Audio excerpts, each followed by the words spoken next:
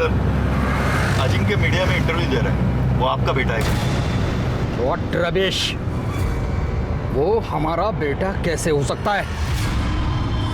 बकवास है ये अपोजिशन वालों की चाल है हमें बदनाम करने की। नमस्कार, मैं सीनियर इंस्पेक्टर रंजीत ठाकुर और क्राइम पेट्रोल दस्तक के इस भाग में आपका स्वागत करता हूं। आज मैं आपको एक ऐसा केस दिखाने जा रहा हूं जो अपने आप में यूनिक है, क्योंकि एक समय में इस केस ने पूरे हिंदुस्तान को हिलाकर रख दिया था। एक वरिष्ठ नेता के चरित्र को संदेह के घेरे में खड़ा कर दिया था। लीडिंग पार्टी के नेता यशवंत मिश्रा की कुर्सी और उनकी साख दोनों को हिलाकर रख दिया था। यशवंत मिश्रा को खुद के बारे में एक ऐसी खबर मिली जिसे वो मानने के लिए तैयार ही नहीं थे। सर, आपके बेटे अजिंक्य ने आपके ऊपर जो आरोप लगाया, क्या वो सच है? देखिए, इसके बारे में मुझे कुछ नहीं कहना है। चलो हटिए, चलो चलो सर, प्लीज। एक मिनट। लेकिन उनके ना मानने से कुछ नहीं हुआ, क्योंकि ये खबर पूरे देश में फैल चुकी थी। सारे अखबार, टीवी चैनल्स, यहाँ तक कि चाय की दुकानों और आम लोगों के ड्राइंग रूम में भी यही चर्चा का विषय था। यशवंत मिश्रा का इतना लंबा पॉलिटिकल करियर खतरे में पड़ गया था और इस खबर से पीछा छुड़ाने के लिए वो कुछ भी करने के लिए तैयार थे। पैसा देख और इस तमाशे को यही खत्म कर। तू क्या मेरा मुंह देख रही है? समझा अपने बेटे को, नहीं तो सिर्फ इनका ही नहीं, आपका भी बेटा हूं मैं। तुझे पता है तू किसके साथ बात कर रहा है? पैसा दे रहा हूँ, पैसा दे रहा हूँ, ले ले, नहीं तो मुझे और भी तरीके आते हैं समझाने के। जानता हूं कि अपने बाप से बात कर रहा हूं, जो मुझे अपनाना ही नहीं चाहता है, लेकिन एक बात का ध्यान रखिएगा कि मैं अपना हक लेकर रहूंगा, छोड़ूंगा नहीं। ये मामला इतना बढ़ गया था कि यशवंत मिश्रा चाहकर भी अपना तरीका इस्तेमाल नहीं कर सकते थे। फिर ये केस कोर्ट तक पहुंचा। कोर्ट ने यशवंत मिश्रा के डीएनए टेस्ट का ऑर्डर दिया और डीएनए टेस्ट में साबित हुआ कि अजिंक्य यशवंत मिश्रा का ही बेटा है और हार कर यशवंत मिश्रा को भी मानना ही पड़ा और उन्होंने अपने हथियार डाल दिए। हम आज आप सबके सामने ये स्वीकार करते हैं कि अजिंक्य हमारा ही बेटा है। हम रोहिणी से शादी करेंगे और इन दोनों को अपना नाम देंगे। अब से अजिंक्य यशवंत मिश्रा है। आओ बेटा। इसके बाद अजिंक्य यशवंत के साथ रहने लगा और उसने अपने पिता की पार्टी भी ज्वाइन कर ली।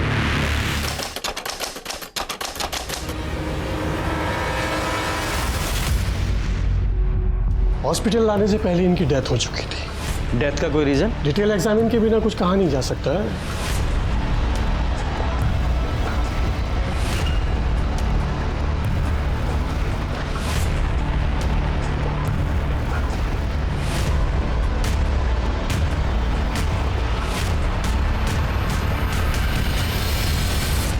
आप में से सबसे पहले बॉडी को किसने देखा?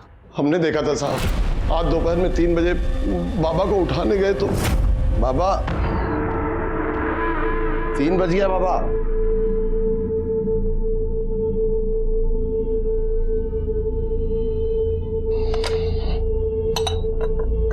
बाबा बाबा प्राजक्ता बिटिया, क्या हुआ एकनाथ? बाबा उठ नहीं रहे हैं, चाय नहीं पी है, 3 बज गए। चलो आओ देखते हैं। देखिए अभी तक सो रहा है। अजिंक्य उठो, अजिंक्य, अजिंक्य।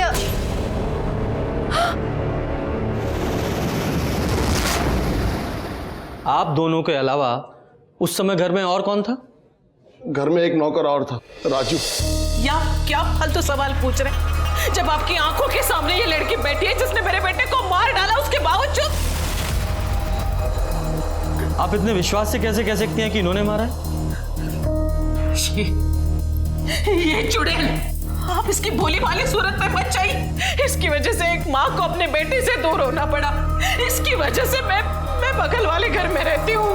इसने माँ बेटे को दूर कर दिया, इसकी वजह से सब हो गया है। आप अपने बेटे के साथ नहीं रहती, उसके बगल वाले घर में रहती हैं। अच्छा, आपने आखिरी बार अपने बेटे को कब देखा था? कल आज सुबह भी मैं घर गई थी। मैं चाह रही थी कि मैं उसे अपने साथ हॉस्पिटल लेके चलूं। हॉस्पिटल क्यों?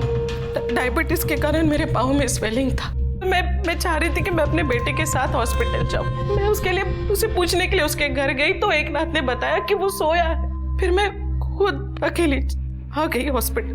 जब आप अपने बेटे के घर गई थी तो आपकी बहू प्राजक्ता भी वहीं थी? मुझे नहीं पता, मैंने पूछना जरूरी नहीं समझा। और जब यहाँ आई तो मुझे पता चला कि मेरे बेटे को भी यहीं ला रहे। इस टाइम से मुझे पता चला सर मेरा बेटा मर गया। लेकिन सर मेरा बेटा मरा नहीं, इसने इस डाई ने उसे मार डाला सर। ये चुड़ैल मारा। आप शांत हो जाइए प्लीज। सिस्टर को लेके relax. Yadav ji sir, body को पोस्टमार्टम के लिए भेजिए और अपनी फॉरेंसिक टीम को लेकर अजिंक्य के घर पे जाइए। घर की अच्छे से तलाशी लीजिए और खासकर उस जगह की जहां पे अजिंक्य की लाश मिली। ठीक है सर।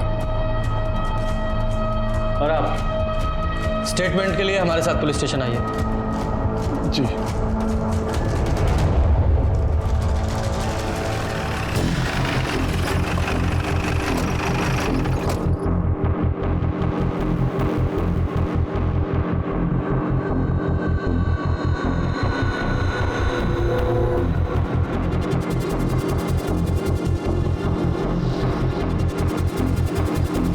ये ब्लड सैंपल कलेक्ट कर लो और ये चादर को भी फॉरेंसिक के लिए भेज दो।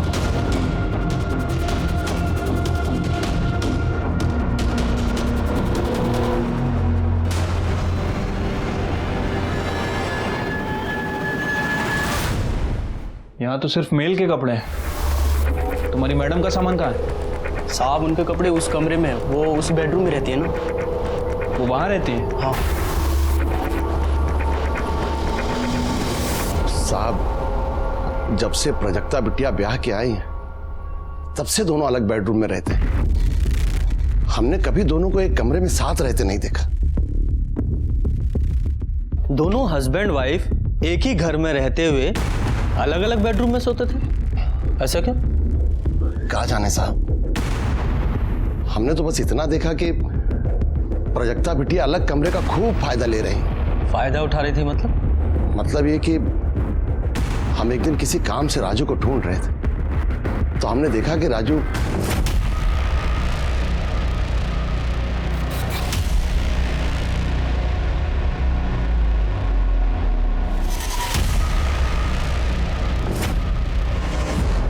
साहब हम तो रसोइये हैं, खाना बनाना और परोसना हमारा काम है। ज़्यादातर हम किचन में ही रहते हैं।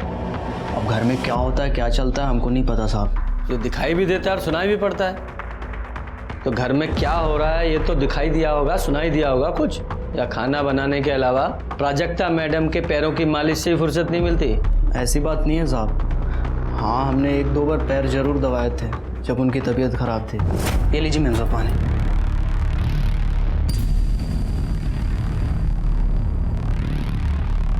और मेरे पैर बहुत दुख रहे हैं राजू। मैं दबा दूँ? नहीं ठीक है, मैंने दवाई खाई है, ठीक हो जाएगा। मैम साहब गोली असर करने में बहुत वक्त लग जाएगा, आप रुको यहीं पे, मैं तेल लेके आता हूँ, दवा देता हूँ।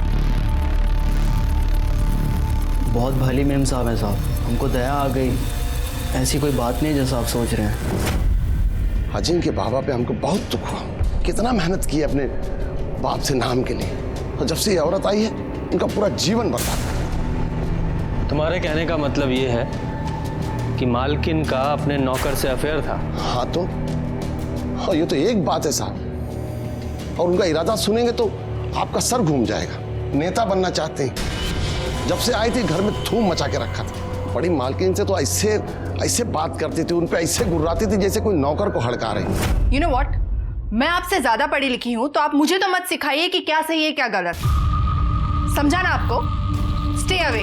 बड़ी मालकिन अपना इज्जत बचाने के लिए साथ वाले छोटे घर में रहने चली गई। बाबा पहले से ही शराब पीते थे। बड़ी मालकिन के चले जाने के बाद दिन रात शराब पीने लगे। दोनों में खूब झगड़ा होने लगा, पूरा घर कुरुक्षेत्र बन गया। बाबा इस बात के लिए इतना टेंशन लिए कि 2 बार तो उनका बाईपास सर्जरी हो और डॉक्टर ने तो दारू पीने के लिए सख्त मना किया था, पर बाबा किसी की नहीं सुनते थे। आपने अजिंक्य को आखिरी बार जिंदा कब देखा था?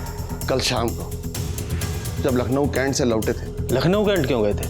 उनके क्षेत्र में पार्टी मीटिंग थी, इसीलिए गए थे। बड़ी मालकिन भी उनके साथ थी और तब भी प्रजक्ता बिटिया का और बाबा का फोन पे खूब झगड़ा हुआ था। झगड़ा किस बात पे हुआ था? ये तो हमको नहीं पता साहब, क्योंकि कमरा तो बंद था। बिटिया चिल्ला चिल्ला के उनसे बात कर रही थी तो बाबा का नाम ले रही थी, इसलिए हम इतना ही समझ पाए। और जब वो घर आए, अरे कम से कम अपनी कॉन्स्टिट्यूंसी में तो संभल के रहो। जनता पर क्या असर जाएगा कि उनका नेता 24 घंटे शराब में धुत रहता है? तुम्हें मेरे पीने से प्रॉब्लम है ना, तो मैं और पीऊंगा। एकनाथ, टेबल लगाओ, अभी हम और पिएंगे। फिर वो देर तक शराब पीते रहे। रात के 10 बजे के आसपास हमने खाना लगाया, वो खाना खाए और सोने चले गए। हमने भी सब समेट के रख दिया और हम भी सोने चले गए। दूसरे दिन उठे, बाबा रोज 1-1.5 बजे तक उठ जाते थे। 3 बज गए तो उठे नहीं थे। सुनीता जी, सर, इनसे सबकी डिटेल्स ले लो, जाइए।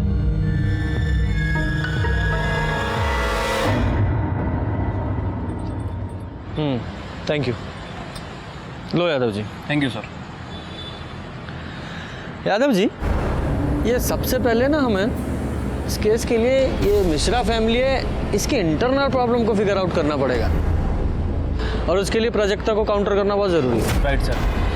वैसे वो रोहिणी और एकनाथ भी प्राजक्ता के बारे में ही बोल रहे थे, और सर रोहिणी ने तो यहाँ तक कह दिया था कि प्राजक्ता ही मर्डरर है। उसके कहने से क्या होता है? हमें सिक्के का दूसरा पहलू भी तो देखना है, और उसके लिए सबसे पहले हम कल सुबह प्राजक्ता से बात करेंगे।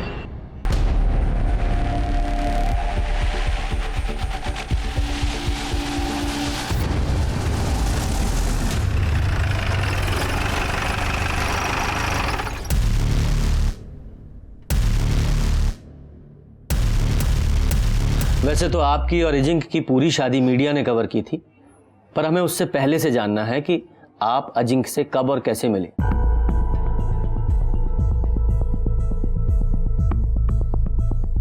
हमारी मुलाकात 3 साल पहले मैट्रिमोनी साइट में हुई थी।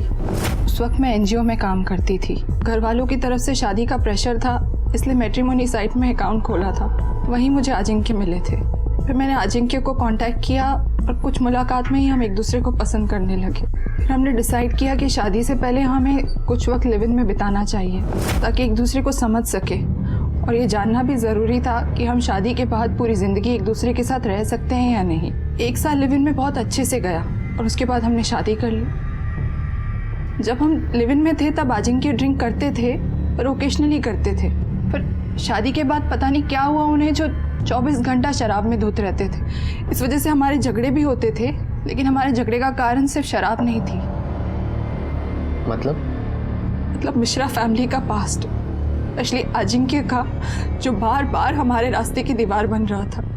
कैसा पास्ट? मीनल शर्मा, वो हमारी शादी के सख्त खिलाफ थी। उन्हें कन्विंस करने के लिए मैं उनके घर तक गई थी। अरे प्राजक्ता, तुम्हें ऐसा क्यों लगा कि मैं तुमसे नाराज होंगी? बल्कि मैं तो बहुत खुश हूँ कि अजिंक्य तुमसे शादी कर रहे हैं। मैं तुम्हारी शादी में जरूर आऊंगी। लेकिन फिर भी वो हमारी शादी में नहीं आई। वो आपकी शादी के खिलाफ क्यों थी? इंस्पेक्टर, कहने को तो मीनल अजिंक्य की दूर की भाभी है, लेकिन कोई भी उन्हें देखकर बोल सकता था कि वो लवर्स हैं। अजिंक्य अपना अधिकतर वक्त उसके साथ बिताते थे, घंटों उससे बात करते थे। फिर एक दिन मैंने उन्हें टोका तो वो बोले कि तुम्हारा दिमाग खराब है क्या? मुझे मेरी अपनी भाभी से मिलने और उससे बात करने में तुम्हें क्या प्रॉब्लम है? तुम कहीं वो टिपिकल बीवी की तरह मेरी लाइफ को कंट्रोल तो नहीं करना चाहती? फिर कुछ दिन बाद मैं मैके चली गई और एक दिन अचानक बिना बताए आ गई। फिर मैंने अजिंक्य से इस बारे में बात करी और उसने कन्फेस किया कि उसका और मीनल का अफेयर चल रहा है। लेकिन उसने मुझे ये भी कहा कि अब वो उसे ब्रेकअप कर लेगा और धीरे धीरे सब कुछ ठीक कर देगा। धीरे धीरे सब ठीक हो रहा था, लेकिन शादी के बाद भी हम फिजिकल नहीं थे। यहाँ तक कि उसने मुझे छुआ तक नहीं था, जबकि लिव इन में ऐसा नहीं था। मुझे लगा कि मुझे ही कोई पहल करनी चाहिए, इसलिए उस रात को मैं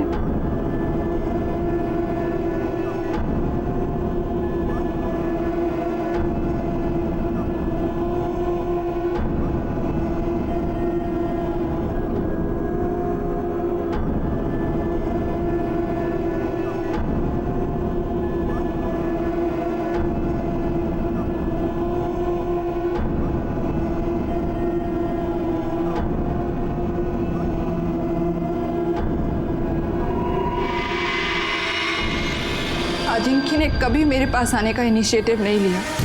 यहाँ तक कि हमारे बीच में ऐसा कुछ नहीं था जो एक पति पत्नी के बीच में होना चाहिए।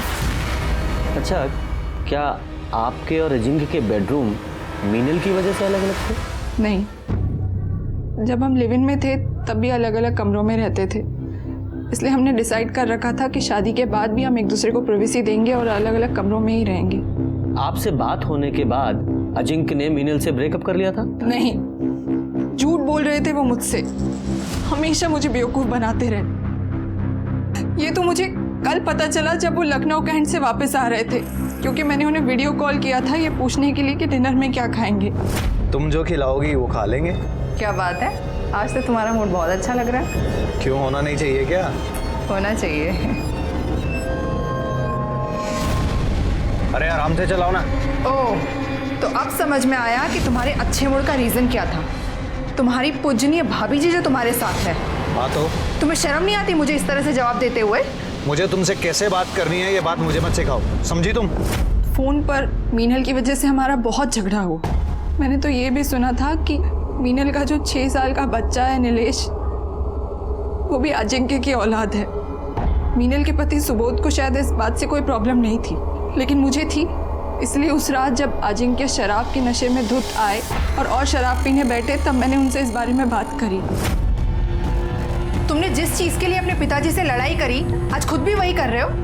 क्या सीखा उनसे कि शादी के अलावा नाजायज बच्चे कैसे पैदा करते हैं? क्या बकवास कर रही है? तुझे मेरी नहीं दूसरों की बात पर भरोसा है? मतलब नीलेश तुम्हारा बेटा नहीं है? हाँ, वो मेरी औलाद है और वो शादी के बाद नहीं, शादी से पहले की है। तुझे सच सुनने का बहुत शौक है ना, तो और सुन। मैं शादी के बाद एक नहीं, हजारों औरतों के साथ सोया और आगे भी सोऊंगा, समझी? मतलब जब आपको ये पता चला कि अजिंक्य अभी तक आपको धोखा दे रहा है, तो आपने गुस्से में आकर उसका मर्डर कर दिया? क्या सर, आप ऐसा सोच भी कैसे सकते हैं? मैं अपने पति का मर्डर करूंगी? इनफैक्ट उस रात को झगड़े के बाद मैं इतनी अपसेट थी कि मैं डायरेक्ट रूम में सोने चली गई और फिर सुबह ही मैं बाहर निकली हूँ। पूरी रात मुझे नींद नहीं आई। सोने के लिए मैंने अपना मेडिटेशन म्यूजिक तक ऑन किया था। पूरी रात सोचती रही कि अजिंक्य ने मेरी जिंदगी बर्बाद कर दी।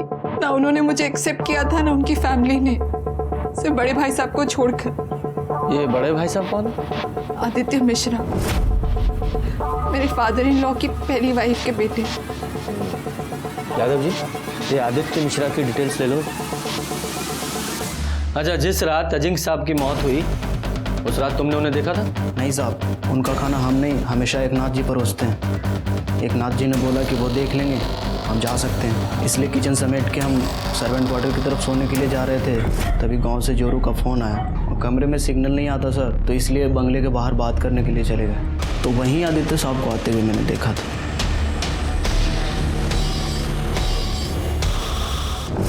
ये आदित्य कितने बजे आए थे? 11 बजे के आसपास आया हूँ मैं सर। और वापस कितने बजे गए? वही आधे घंटे के बाद 11:30 बजे के आसपास।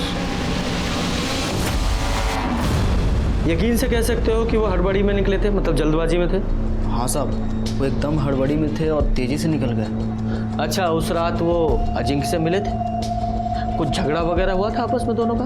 साहब, हम बाहर हेडफोन लगा के अपनी जोरू से बात कर रहे थे, इसलिए अंदर का कुछ सुना नहीं। और अजिंक्य बाबा से तो हम कोसों दूर रहते थे साहब। वो बहुत बकलोल आदमी थे।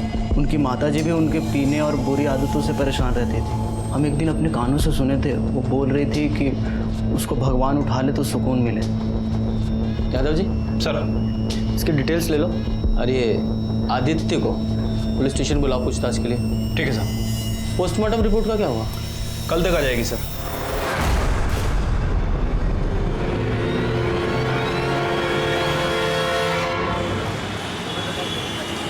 रिपोर्ट के हिसाब से अजिंक्य की मौत 6 तारीख को 11 से 12 के बीच में हुई है।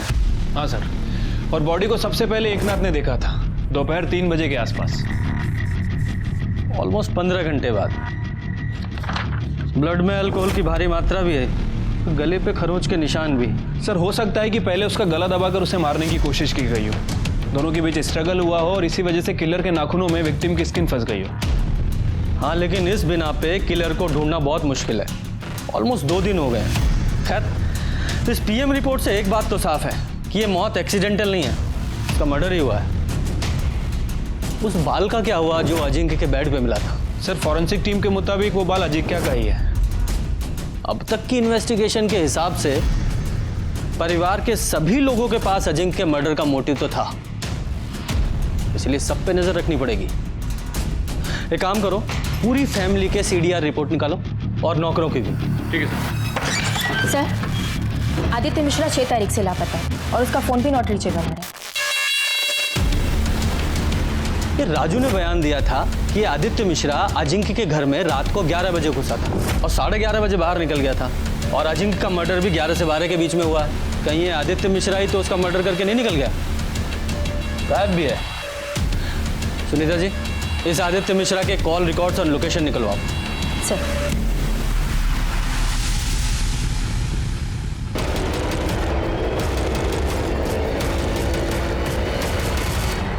अजिंक्य मिश्रा मर्डर केस में पुलिस के हाथों अब तक कोई सबूत नहीं लगा। अजिंक्य मिश्रा यशवंत मिश्रा के बेटे थे, जिन्होंने जीते जी अपने पिता का नाम पाने के लिए संघर्ष किया। पूरे देश की नजर इस केस पर है। क्या अजिंक्य मिश्रा को इंसाफ मिलेगा या नहीं? इन प्रेस वालों को क्या लगता है कि आज क्राइम हुआ और कल सॉल्व हो जाएगा?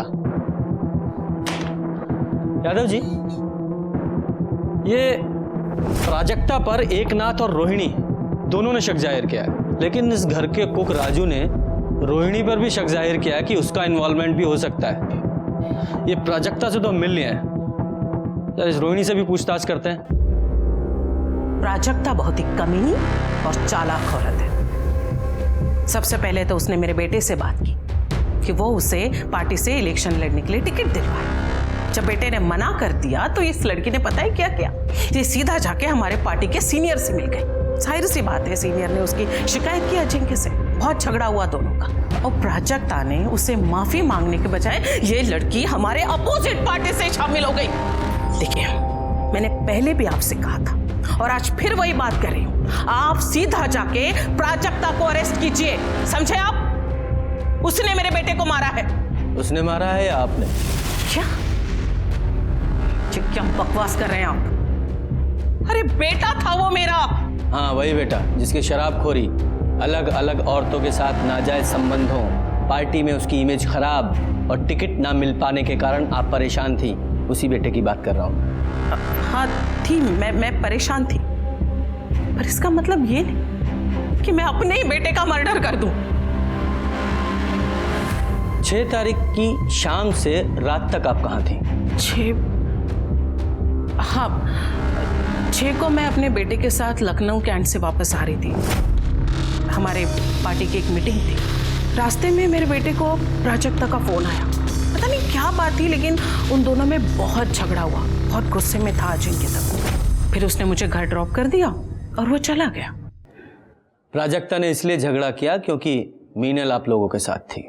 हाँ तो फर्क क्या पड़ता है उससे? ये प्राजक्ता है ना, उसे पहले से पता था कि अजिंक्य अपने भाभी को बहुत मानता है, उनको आदर देता है, सम्मान देता है। अब अगर किसी के दिमाग में गन घुसी हो ना, तो उसे कोई कुछ नहीं कर सकता। लेकिन प्राजक्ता का कहना तो यह है कि उसने अजिंक्य और मीनल को एक साथ बेड पर देखा था, और अजिंक्य ने एडमिट भी किया है कि नीलेश उसका और मीनल का बेटा है। छी छी छी छी छी छी छी, मरे हुए इंसान के बारे में इतना गंदा कैसे कोई बोल सकता है भला? और आप भी इंस्पेक्टर, उसकी ये सब बेतों की बातों पे आप भरोसा कर रहे हैं? देखिए मैडम, हम सिर्फ अपना काम कर रहे हैं। अच्छा ये बताइए, 6 तारीख को आप लोग जब लखनऊ कैंट से लौटे तो पहले आपने मीनल को काकोरी नगर छोड़ा, उसके बाद आप लोग घर आ गए, है ना? जी नहीं, उस रात मीनल यहीं रुकी थी मेरे साथ मेरे घर पे। दूसरे दिन सुबह वो काकोरी नगर के लिए चली गई। वो बेचारी तो मेरी तरह सदमे में है। उसे तो विश्वास ही नहीं हो रहा है कि अजिंक्य अब हमारे बीच में नहीं है। मुझे एक बात समझ में नहीं आ रही है, आप इन सब फालतू बातों में वक्त बर्बाद करने के बजाय आप मेरी बात क्यों नहीं सुन रहे? आप जाकर प्राजक्ता को अरेस्ट क्यों नहीं कर रहे हैं? हमें आपकी बातों को फॉलो नहीं करना है, लॉ को फॉलो करना है, और जरूरत पड़ी तो दोबारा आपसे मुलाकात होगी।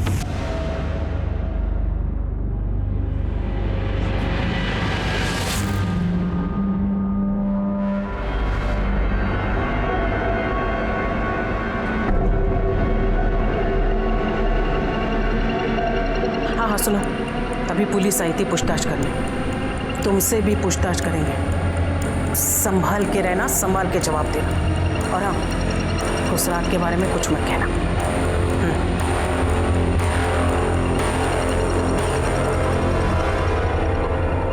यादव जी सर, ये रोहिणी बार बार प्राजक्ता को ब्लेम कर रही है, इसका कोई तो रीजन होगा। कुछ तो है जो इस फैमिली में चल रहा है। इस रोहिणी की स्टोरी को भी क्रॉस चेक करना पड़ेगा। और ये अजिंक्य की भाभी मीनल, इससे भी मिलते हैं, पता तो चले कि ये प्राजक्ता झूठ बोल रही है सच।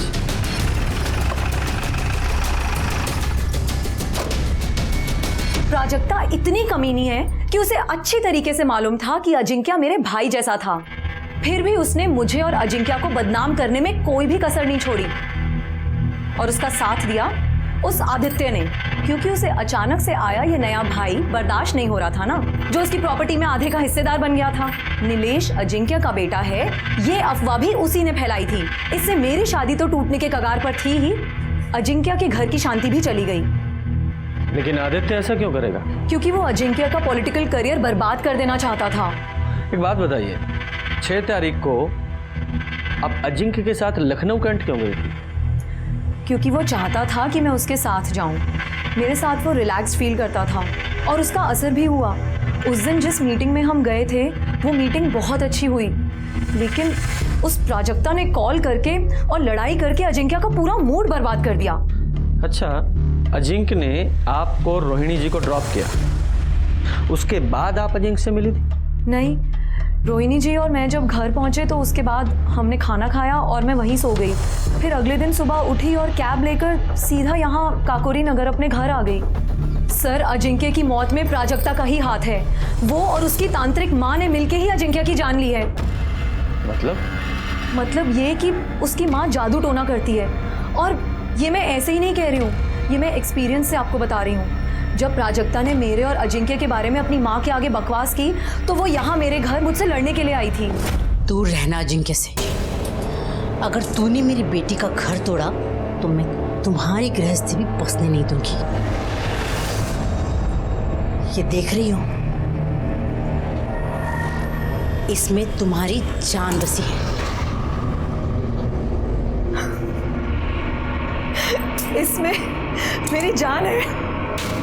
आज मुझे समझ में आया कि तुम्हारी बेटी का जो पागलपन है ना, वो कहाँ से आया है। अपने ये पत्थर लो और निकलो यहाँ से, वरना धक्के मार के बाहर निकाल दूंगी, समझी? उसका मजाक उड़ाना मुझे बहुत भारी पड़ा। रात तक नीलेश को हाई फीवर हो गया था। सारे ट्रीटमेंट कराए, दवाइयाँ बदली, डॉक्टर बदले, लेकिन फीवर जा ही नहीं रहा था। मेरा बच्चा दिन पर दिन कमज़ोर हुए चला जा रहा था। सर, वैसे तो मैं इन सब बातों में विश्वास नहीं करती हूँ। फिर एक दिन मुझे याद आया कि तेजस्विनी ने मुझसे कहा था कि मेरी जान उसके हाथों में है, और मेरी जान तो मेरे बेटे नीलेश में बसती है, लेकिन सवाल मेरे बेटे का था। इसलिए मैंने फौरन एक तांत्रिक को बुलाया। उसने मेरे बेटे नीलेश को देखते ही कह दिया कि उसके ऊपर जादू टोना हुआ है। उसने मेरे घर में एक यंत्र ढूंढा जो तेजस्विनी यहाँ छोड़ के गई थी। मैंने फौरन उस यंत्र को जला दिया और पीछे गार्डन में जाके उसे गाड़ दिया। सर, आप चाहें तो मैं आपको वो यंत्र दिखा सकती हूँ। नहीं, कोई ज़रूरत नहीं है। वैसे भी उसके बाद तो आपका बेटा ठीक हो गया होगा, है ना? सर, आपको विश्वास करना है तो कीजिए और नहीं करना है तो मत कीजिए, लेकिन मैं आपको वही बता रही हूँ जो सच है। वो बच्चेलन औरत झूठ बोल रही है सर। पति तो उसका सिर्फ नाम का है, सारे सुख तो उसे अजिंक्य ही दे रहा है, बिस्तर से लेकर औलाद तक। सच बोलेगी तो फंस जाएगी, इसीलिए झूठ बोल रही है। प्राजक्ता ने भी मुझे बताया था कि उसने खुद उन दोनों को हम बिस्तर होते हुए देखा है, और अजिंक्य ने यह भी मान लिया था कि नीलेश उसी का बेटा है। मीनल ही क्यों? आपकी बेटी भी तो झूठ बोल सकती है। सब हाथ धोकर मेरी बेटी के पीछे पड़े हैं। दूसरे बेडरूम में क्यों सोती है, कोई और पार्टी क्यों ज्वाइन की। सच बात तो ये है कि उसके खुद के पति ने उसे कभी पत्नी का दर्जा दिया ही नहीं। शादी के बाद भी उसे हमेशा इस घर से टॉर्चर ही मिला, और वो आज तक कायम है। किसी ने ये तो कभी नहीं पूछा। मीनल ने जो आपके तंत्र मंत्र के बारे में बताया है, उसके बारे में आपका क्या कहना है?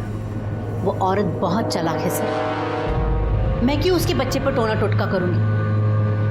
रोहिणी भी तो कर सकती है। रोहिणी का तो वहाँ अक्सर आना जाना लगा रहता है, उसके लिए वो ज़्यादा आसान है। लेकिन रोहिणी ऐसा क्यों करेगी? क्योंकि वो नहीं चाहती थी जो यशवंत मिश्रा ने किया वही अजिंक्य करे। कल को मीनल अगर नीलेश को लेकर हिस्सा मांगने आई तो हिस्सा भी गया और इज्जत भी। और हाँ, मैं कोई टोना टोटका नहीं करती सर, ईश्वर पर पूरी श्रद्धा है मेरी, और अपने अध्यात्म के ज्ञान को बढ़ाने के लिए मैं महाराज विश्वकर्मा के शरण में हूँ, ना कि कोई क्राइम करने के लिए। ये देखिए सर, ये रात 10:30 बजे का फुटेज है। 10:30 बजे कैमरा बंद होता है और 10:32 पे दोबारा स्टार्ट होता है। मतलब 2 मिनट के लिए कैमरा बंद था। अरे देखो, राजू फोन पे घर से बाहर निकल रहा है बात करते हुए, और ये आदित्य ये अंदर जा रहा है। क्या टाइम है? 11 बजे। आगे करो। 11:28 पे ये बाहर निकल रहा है। एक और बात सर, ये देखिए, ये रात 12:30 बजे का फुटेज है। 12:30 बजे कैमरा ऑफ होता है और 12:45 पे दोबारा ऑन होता है। दोबारा ऑफ किया गया 15 मिनट के लिए और पहली बार 2 मिनट के लिए। ये दोनों बार सीसीटीवी किसने ऑफ किया होगा? घर में तो 3 ही लोग थे, प्राजक्ता, एकनाथ और राजू। यादव जी, हो सकता है इन्हीं कुछ मिनटों में इस केस का सॉल्यूशन छुपा हो। अब मानते हैं कि सीसीटीवी की जिम्मेदारी हमारे ऊपर थी साहब, लेकिन हमको नहीं पता कि कैमरा ऑन ऑफ कब हुआ सर। हमने देखा नहीं क्योंकि ऐसा पहले कभी हुआ नहीं सर। ठीक है, तुम्हारी बात मान लेते हैं कि तुम्हें नहीं पता चला कि सीसीटीवी कैमरा कब ऑन ऑफ हुआ, लेकिन तुम्हें यह तो अच्छी तरह पता था कि उस रात आदित्य घर आया था और आधे घंटे रुका था। ये बात पुलिस से क्यों छुपाई? और तूने अजिंक्य को अकेले मारा या आदित्य के साथ मिलकर मारा? और ये आदित्य कहाँ है? नहीं साहब, हमने किसी का मर्डर नहीं किया साहब, हम सच कह रहे हैं, हमने किसी का मर्डर नहीं किया। देख, सच सच बता दे, आदित्य वाली बात क्यों छुपाई? वरना ईमानदारी दिखाने लायक तू नहीं रहेगा। बोल। आदित्य पापा वो रात को 11 बजे आए थे सर। एकनाथ जी, मीनल को यहाँ बुलाओ अभी के अभी। अजिंक्य बाबा को बुलाने चले गए। हम जब मीनल को बुला के आए तो आदित्य बाबा बाहर आए और बोले कि अजिंक्य बाबा नशे में दूध थे, उठ नहीं रहे। इतने में मीनल आ गई तो वो मीनल से बोले कि अजिंक्य बाबा को उठा कर ला। तभी पीछे दरवाजे से कुछ आवाज आई तो मीनल आई है यहाँ? जी, वो अजिंक्य बाबा के रूम में गई। अजिंक्य ने बहुत पी ली है, वो नहीं उठ रहा है। नहीं उठ रहा है? उठाओ उसे, क्योंकि मुझे आज ये बात साफ करनी है कि नीलेश अजिंक्य का बेटा है या नहीं। उससे क्या पूछना है, मैं ही बता देती हूँ। नीलेश अजिंक्य का ही बेटा है और इस प्रॉपर्टी में बराबर का हकदार भी है, और मेरे बेटे को उसका हक लेने से कोई भी नहीं रोक सकता, तुम भी नहीं, समझे?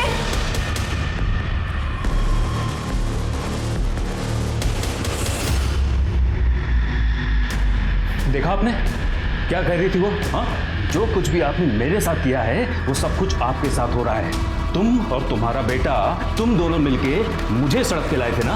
अब तुम्हारा नंबर है, क्योंकि ये तो दारू पीना छोड़ने वाला नहीं है और ये एक ढेला भी छोड़ने वाली नहीं है। यही है कर्मा, अब भुगतो। अरे आदित्य के जाने के बाद रोहिणी जी ने क्या किया? कुछ नहीं सर, वो भी वापस लौट गई थी सर। साहब हमने कुछ नहीं किया सर। गुप्ता जी, सर इसे लेके जाओ और इसकी खातिरदारी कर लो। हमने कुछ नहीं किया साहब, हमारी। यादव जी, रोहिणी और मीनल दोनों को पुलिस स्टेशन बुलाओ, और इस केस की जड़ तक पहुंचने के लिए इस आदित्य का मिलना बहुत जरूरी है।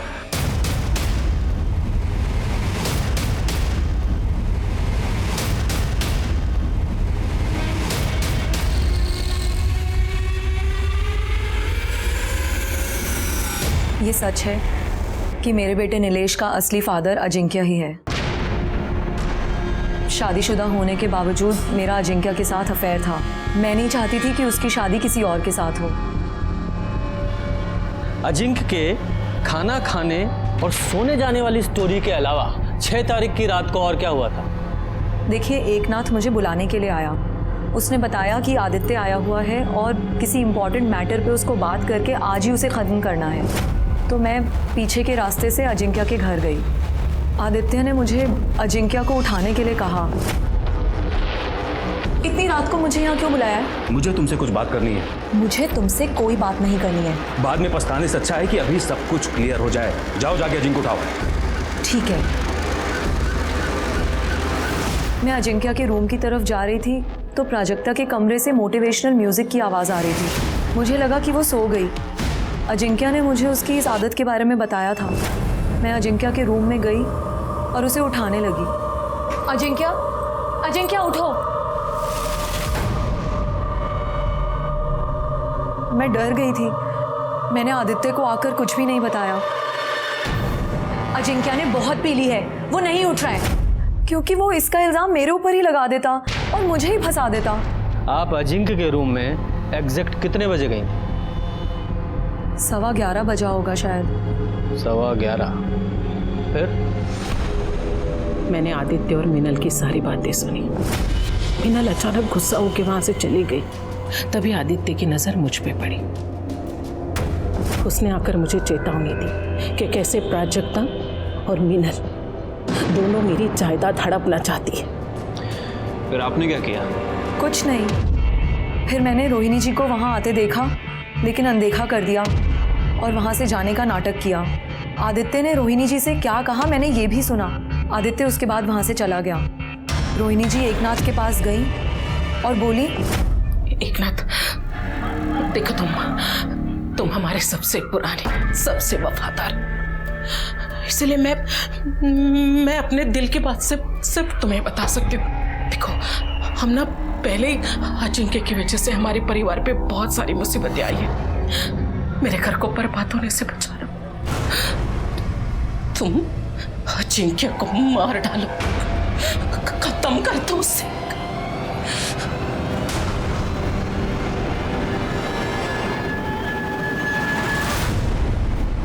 तो तुम्हारी इस कहानी के अनुसार रोहिणी एकनाथ से एक मरे हुए आदमी को मारने के लिए कह रही थी। मैं कहानी नहीं बना रही हूँ सर, मैं सच कह रही हूँ। यादव जी, अगर इस मीनल की बात माने कि उसने रोहिणी को एकनाथ से यह कहते सुना कि एकनाथ जाकर अजिंक्य को मार दे, तो यह बात सही नहीं लगती, क्योंकि जिस समय वो कह रही थी उस समय तक तो अजिंक्य मर चुका था। इसका मतलब रोहिणी या एकनाथ दोनों में से कोई मर्डर नहीं हो सकता, क्योंकि उस समय तक तो अजिंक्य मर चुका था। अब घर में बचे 3 लोग, प्राजक्ता, आदित्य और खुद मीनल। सर, मिश्रा फैमिली के कॉल रिकॉर्ड्स आ गए हैं। सर, बाकी सब में तो कुछ खास नहीं मिल रहा है, लेकिन सर मिश्रा हाउस के लैंडलाइन से रात को 10:30 और 2 बजे 2 कॉल्स किए गए हैं, और ये कॉल्स जिन्हें किए गए हैं वो काफ़ी इंटरेस्टिंग है। देखिए। यादव जी, आप भी देखिए। उठाओ इसे। तब तक हम प्राजक्ता से बात करते हैं। ठीक है सर।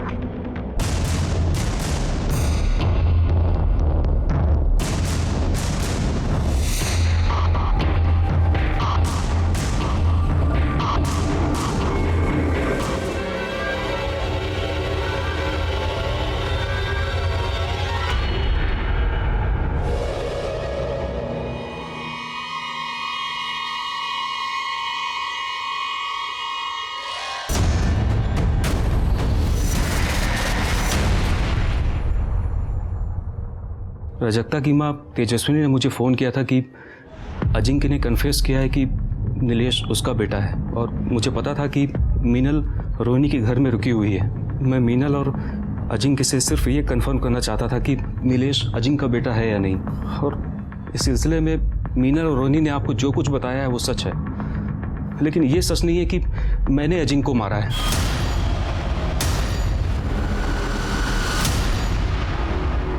रात को 11:05 पर जब तुम अजिंक्य के रूम में गए तो वहां क्या देखा? मैं जैसे रूम के अंदर गया तो मैंने देखा कि वो अजिंक्य उठो। जाओ। अजिंक्य उठो, मुझे तुमसे कुछ बात करनी है। उठो। जाओ। अजिंक्य। उस रात मैं अजिंक्य के घर से अपने घर लौटा तो मैंने देखा कि मैं अपना अस्थमा का पंप अजिंक्य के घर में ही भूल गया हूँ। तो मैं इसे लेने के लिए रात को करीब 12:30 बजे उसके घर गया। तब मैंने सोचा कि मैं पीछे के दरवाजे से एक नाथ से मंगा लूँगा, लेकिन जब मैं वहाँ पहुँचा तो मैंने देखा कि घर का दरवाज़ा खुला हुआ था और प्रजक्ता अपनी माँ के साथ बाहर आई। तभी अचानक पीछे से किसी ने मेरे सर पे वार किया और मैं बेहोश होकर गिर पड़ा।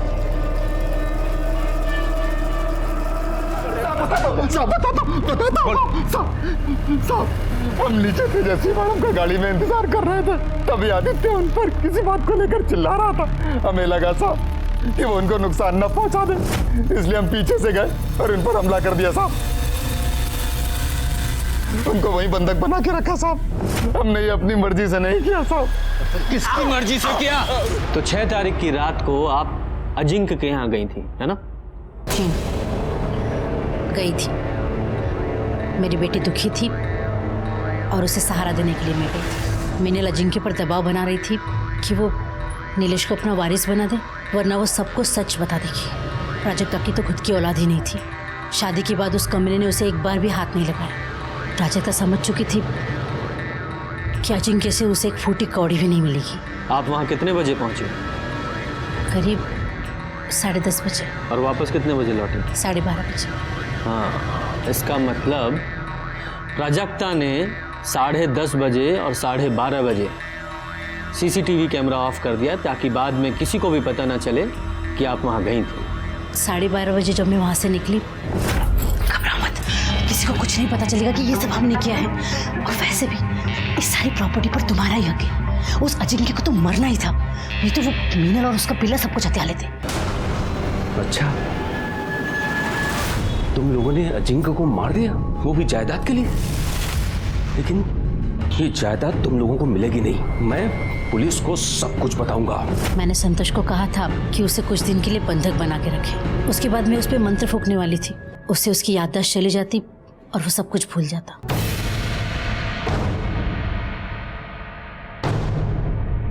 मैं बताता हूँ 6 तारीख की रात को एग्जैक्टली क्या हुआ था। अजिंक्य के खाना खाने और सो जाने के बाद तुम अपने रूम में गई। वहां से रोते रोते अपनी मम्मी को फोन किया, उन्हें अपनी दुख भरी कहानी सुनाई। उन्होंने आपको सलाह दी अजिंक्य को मार दो और उसमें वो तुम्हारी हेल्प करेगी। फिर अपने प्लान के मुताबिक तुम्हारी मम्मी ने आदित्य को फोन किया, उसे भड़काया और उसे अजिंक्य के घर आने को कहा। और उसमें अपना फोन वो अपने घर पे ही छोड़ दिया ताकि हम लोकेशन ट्रेस ही ना कर पाए। आपकी लैंडलाइन के कॉल रिकॉर्ड्स के मुताबिक रात को आपकी मदर के ड्राइवर संतोष को कॉल किया गया था। 10:30 बजे जब वो तुम्हारे घर पहुंची तो तुमने वहां सीसीटीवी ऑफ कर दिया ताकि बाद में भी किसी को पता ना चले। उसके बाद तुम माँ बेटी तुम्हारे रूम में चले गए। उसके बाद आदित्य वहां पहुंचा, तुमने देखा उसने वहां झगड़ा किया। तुम लोगों ने सोचा कि इस झगड़े का फायदा उठाया जाए। और जब आदित्य अजिंक्य के कमरे से बाहर निकल रहा था उसके बाद तुम दोनों माँ बेटी उसके रूम में गए और तुमने अजिंक्य को गला दबाकर मारने की कोशिश की, जिस कोशिश में उसकी गर्दन की स्किन तुम्हारी नाखूनों में आ गई। तो फिर भी नहीं मरा तो तुमने तकिए से उसका दम घोट दिया। वो बेचारा विरोध भी नहीं कर पाया क्योंकि वो शराब के नशे में धुत था। उसके बाद तुम अपनी माँ को लेकर फिर अपने रूम में आ गई। आराम से लाइट्स ऑफ की, म्यूजिक चला दिया ताकि यही लगे कि तुम आराम से सो रही हो। उसके बाद तुम लोगों ने सबके जाने का वेट किया और 12:30 बजे तुमने वापस सीसीटीवी ऑफ किया और अपनी माँ को बाहर छोड़ने आई। तभी आदित्य वहां पहुंच गया और तुम यहाँ। यही सच है ना?